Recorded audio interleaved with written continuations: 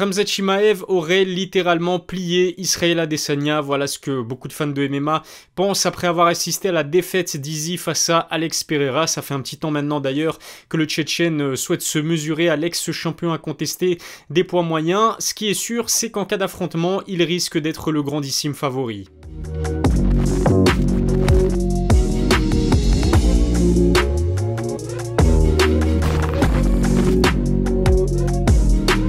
Salut à tous, c'est Ilyes, on se retrouve aujourd'hui pour une nouvelle vidéo. Khamzat Chimaev est-il beaucoup plus fort qu'Israel Adesanya? C'est ce qu'apparemment pensent de nombreux fans de MMA. Je vous ai d'ailleurs posé la question sur Twitter, vous avez été très nombreux à m'y répondre et en plus de cela, vos réponses, on peut le dire, elles sont assez tranchées. Je me suis donc dit que ça pouvait être intéressant d'en discuter avec cette vidéo. Avant de vous donner mon avis sur ce débat qui secoue la planète MMA, assurez-vous d'être abonné à ma chaîne YouTube, lâchez un pouce bleu, ça fait toujours plaisir, activez la cloche pour recevoir les notifications.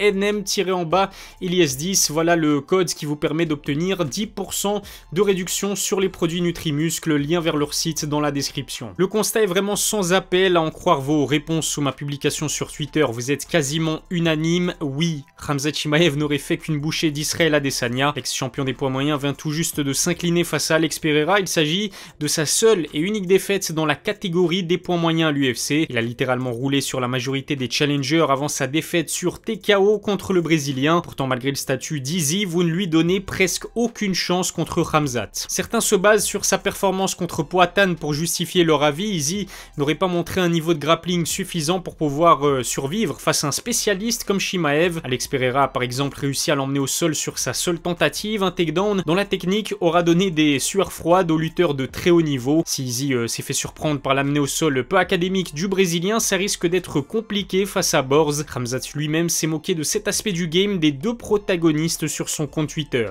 Et c'est difficile de dire le contraire, je dois vous avouer que je suis plutôt d'accord avec cette idée. C'est vrai que le Stylebender abordait ce combat contre Pereira avec une approche de striker. Le game plan sera bien sûr totalement différent en cas d'opposition avec un Khamzat dont le style n'est pas du tout comparable à celui d'Alex Pereira. Et malgré toute la préparation du monde, je ne l'imagine pas pouvoir empêcher le Tchétchène de l'emmener au sol. Chimaev va tenter le takedown dès qu'il en aura l'occasion, l'a bien vu contre Kevin Holland et Jing Liang Li. On peut être sûr que de la première à la dernière seconde de ce combat, Khamzat va tout faire pour emmener l'ex-champion des poids moyens au sol. Izzy a prouvé par le passé qu'il avait une bonne défense des takedowns. Un Derek Brunson, bon lutteur, n'a par exemple réussi aucune de ses 7 tentatives d'emmener Adesanya au sol pendant leur combat. Pareil pour l'ex-lutteur olympique qu'est Yoel Romero, sur 3 tentatives seulement. Mais quand on voit l'agressivité et la technique exceptionnelle que possède Khamzat, je ne vois pas comment le Stylebender pourra éviter de se retrouver au sol. Le poids ne sera pas non plus à l'avantage d'Israel Adesanya, bien que le néo-zélandais évolue dans la catégorie au-dessus de celle de Khamzat actuellement. Il n'en est pas forcément plus lourd que lui. Le premier combat de Chimaev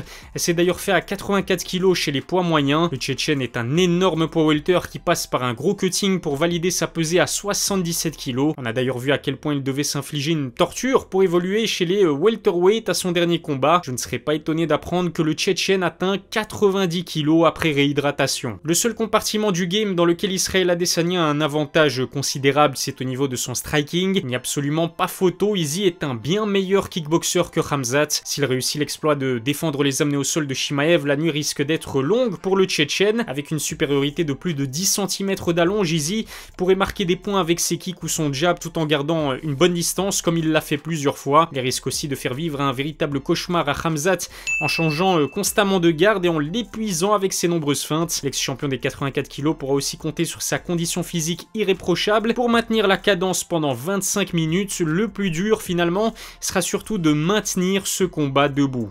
Alors Khamzat n'est peut-être pas un aussi bon striker qu'Adesanya, mais il a de la puissance à revendre. On se souvient tous de la brutalité du KO qu'il a enregistré face au pauvre Gérald Merciart. Il ne lui a suffi que d'une seule droite pour mettre un terme aux hostilités. Un gros puncher comme lui n'a besoin de connecter qu'une seule fois pour complètement éteindre la lumière. Mais quand on sait à quel point Izzy est une cible difficile à toucher, je ne vois pas Chimaev être capable d'inquiéter le Stylebender debout. Quand je repense aux ouvertures qu'il a laissées face à Gilbert Burns en voulant chercher le KO à tout prix, je me dis que ce serait du pain béni génie pour un kickboxer aussi technique qu'Adesanya. C'est justement pour cette raison que je ne vois absolument pas Khamzat essayer de faire jeu égal avec Izzy dans ce secteur. Pour moi, la seule chance qu'il a de peut-être surprendre Israel Adesanya debout, ce serait de feinter le takedown et puis d'enchaîner avec un overhand. Un peu à l'image de ce qu'a fait Khabib lorsqu'il a affronté Conor McGregor. On sait le gap énorme qui sépare Khabib de Conor d'un point de vue striking en tout cas. Pourtant, ça n'a pas empêché le Dagestanais d'enregistrer un knockdown face à l'Irlandais. L'équipe et le coach principal de Khamzat sont intelligents. Ils savent très bien que leur poulain n'a que très peu de chances de connecter un stylebender qui en plus de cela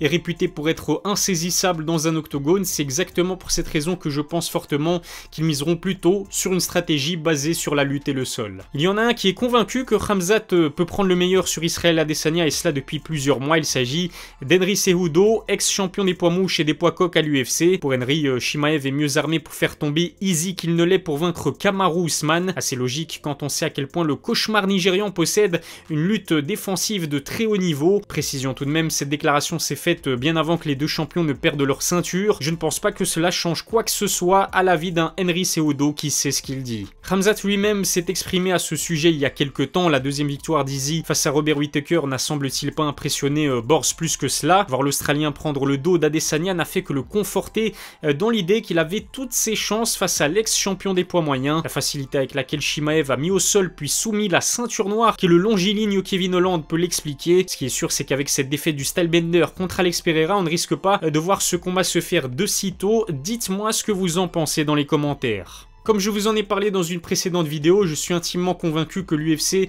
va d'abord tenter d'organiser un rematch entre Alex Pereira et Israel Adesanya. C'est vrai qu'au premier combat, Izzy était donné comme largement favori. Là, on a vu qu'Alex Pereira avait non seulement la puissance nécessaire pour éteindre Izzy au kickboxing avec des gros gants, mais là en plus, il a démontré qu'il pouvait également lui faire mal avec des plus petits gants, des gants de MMA. On a eu la démonstration qu'Israel Adesanya était effectivement le meilleur combattant de MMA des deux, mais finalement, ça ne compte pas parce que Izzy doit être parfait pendant 25 minutes alors que lorsque vous possédez une puissance comme celle de Poatan, le brésilien, vous n'avez qu'à connecter à une seule reprise pour pouvoir remporter le combat. Ça va vraiment être très intéressant. J'espère en tout cas que l'UFC va tout faire pour pouvoir organiser ce rematch lors de l'UFC Australie en février. De son côté, Khamzat a toujours les yeux rivés vers le titre chez les poids welter dans sa catégorie de prédilection, à savoir les 77 kg. D'ailleurs, Dana White l'a confirmé en conférence de presse d'après UFC 281. Le prochain adversaire de Khamzat devrait normalement s'appeler Colby Covington et le match-up il est extrêmement intéressant parce que Colby c'est un très bon lutteur, il a la capacité de défendre les amener au sol, il a de l'endurance et puis même au niveau de son striking il est assez sous-estimé, il a un volume assez impressionnant. On va se régaler si ce combat est finalement organisé entre Khamzat et Colby. Alors je sais pas si vous êtes au courant mais avec cette défaite face à Alex Pereira, Israel Adesanya est passé de la 2e à la 6e place au classement pound for pound. Dites-moi si vous êtes d'accord avec cette décision de l'UFC ou alors est-ce que vous les trouvez peut-être un petit peu trop injuste et dur envers l'ex-champion des poids moyens. Et c'est vrai que c'était un très beau champion, 6 défenses de ceinture. Il a littéralement nettoyé la catégorie avant de devoir retomber sur son ancien ennemi, sa bête noire Alex Pereira, qui est aujourd'hui à 3-0 face à Izzy dans 2 sports de combat différents. C'est assez impressionnant. C'est vrai que j'ai été très dur moi-même envers Israel Adesanya. Je dois vous avouer que j'étais pas fan de son style super défensif qu'on a pu voir contre Jared Cannonier, Robert Whittaker lors du 2e combat, Marvin Vettori ou encore Yoel Romero. Mais il faut quand même qu'on lui tire le chapeau. C'était un champion actif, peut-être parmi les plus actifs de tout le roster de l'UFC. Il n'a jamais dit non à aucun challenge, aucun adversaire. La preuve en allant défier le dangereux Jan Blachowicz dans la catégorie au-dessus des lourds légers. Je suis intimement convaincu qu'Izzy va pouvoir rebondir de cette défaite et revenir au plus fort que jamais. D'autant plus que malgré sa défaite face à Poatan, le combat restait très agréable et très divertissant. Abonnez-vous à ma chaîne et lâchez un pouce bleu si ça n'est pas encore fait. N'oubliez pas que mes vidéos sont disponibles sur Apple Podcast et Spotify. Je vous remercie de m'avoir suivi. Je vous donne rendez-vous très vite pour une nouvelle vidéo. D'ici là, prenez soin de vous.